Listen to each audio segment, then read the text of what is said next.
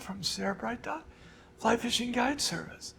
I've been teaching, guiding, writing, and lecturing on fly fishing since 1982. Well, let's get to this week's fly fishing report. Upper Owens River. It's definitely summertime. It's definitely starting to see some hatches on the Upper Owens.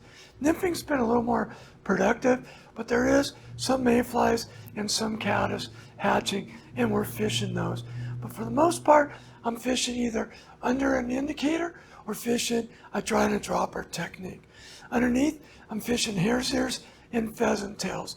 On top, I'm fishing blueing olives, tricos, and PMDs if I see them out on the water. All right, let's go over to the Hot Creek area.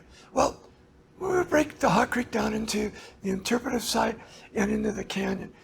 The interpretive site, we're starting to see a little bit of hatches in the morning. Believe it or not, early in the season but we're seeing tricos hatch in the morning. And that's providing the bulk of the action, starting between 8 and 9, and it's done by 12, 1 o'clock at the very latest. Some days even before noon. Fishing both spinners and the dun pattern in the morning for that pattern. There's caddis on the water, the fish really aren't feeding them. Down in the canyon, well, the weeds are growing up. We're seeing lots of big weed beds. If you can fish the little runs in between the weeds, get your nymph to drift in there, you can get a few fish.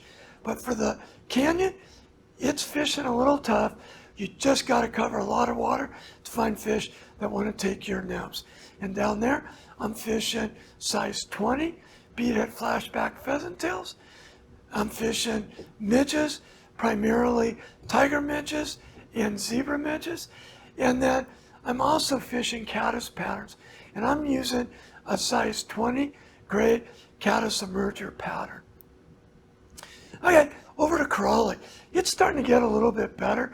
It's warmed up, starting to get a little more consistent. Fishing 15 to 30 feet of water, and we're using same basic 4 midge patterns. We're using gray body, and then we're using a wine-colored body with a white bead, which we call the albino baron. And then we're using black bodies with copper wire, silver wire, and red wire. And we're fishing those in either a 16 or 18, depending on the hook we're using. Fishing has been pretty much in the McGee Bay area and a little bit on the north end up by Green Banks. But few guys are breaking away from the flotilla and finding fish on their own and doing really well because there's not dealing with the fishing pressure of everybody around them. All right, there's been a few freestones I've been fishing, Rock Creek and Bishop Creek in particular. Both of those are dropping a little bit. They're still fishing good, just not quite as much water, which means I got to sneak up a little bit more on the fish. Great place to fish a dry, and particularly the dry and dropper. I like fishing a size 16 Adams parachute or size 16 elk hair caddis, and for the nymph, I'm using either a pheasant tail or a gold-ribbed hare's ear. Well, down into the Owens Valley, it's getting hot. It's getting in the 90s and 100s every day. If you're going to fish, be on the water no later than 8, but 7 o'clock isn't really too early to be on the water to beat the heat. Be off the water by noon. Nymphing on the Lower Owens is what we're doing right now. And in particular, I'm Euro nymphing it, and I'm using my standard 3-fly rig of a Prince nymph with a green gold wire body, the Stoner nymph, and then the Batano nymph. And I'm dredging that in the deeper holes and fishing in the morning. We're trying to find places where we can wade in the river and where we can get in the shade and stay out of the sun. And then Bishop Creek Canal, it's fishing good too. Primarily a nymphing thing, not really seeing fish coming up and working the surface. Was actually on it today.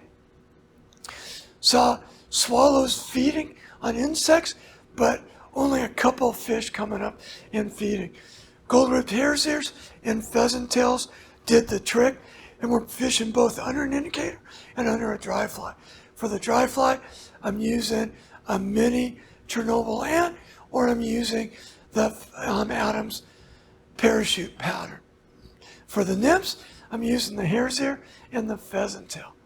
Well, that's this week's fly fishing report, brought to you by Fred Rowe from Sierra Bright Fly Fishing Guide Service. I can be found on Instagram or Facebook or on my webpage at sierrabright.com.